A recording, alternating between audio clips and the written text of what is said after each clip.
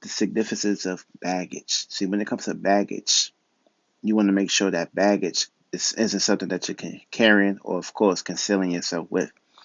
This could be basically be dealing with past, previous circumstances and situations that you had connections with or that you had interactions with. The moment that you have these connections and the moment that you have these interactions will be containing towards goodness or badness.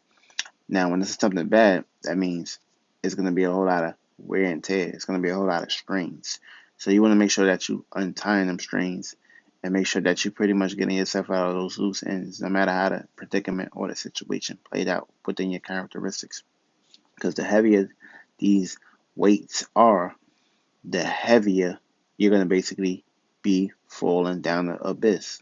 And what is the abyss? The abyss is an area and location that got a whole lot of clutterness and a whole lot of detriments, which means it could put you into situations of having a whole lot of traps. So once you get trapped into something, you can sail into something. Once you get concealed into that battery has pretty much wear and tear you.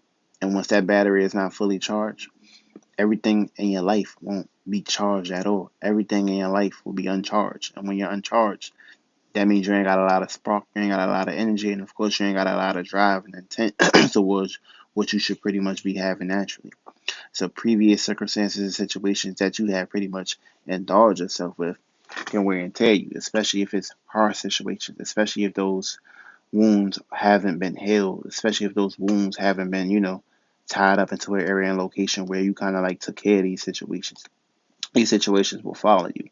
These situations become ghosts, almost towards demons. And of course, demon is a desire that's pretty much has been unfulfilled.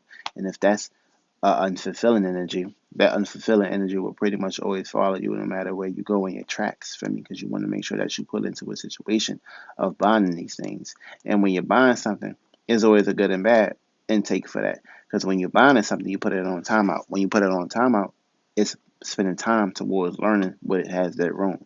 And of course, you gotta put you gotta pretty much put restrictions on certain things in certain areas and locations. Or these things and these people, places, and things and situations will pretty much get out of control. Feel me? If you don't put the punishment, if you don't pretty much start the charity at home, and of course it's gonna be very chaotic, especially going out there in the public. So you want to make sure that the public image and of course the public figure and the public eye is pretty much concealed in the area and location where it's more mature and it's not immature, and of course it's not childish. And that's the whole purpose of pretty much cleaning things up, and of course not having baggage when it comes to this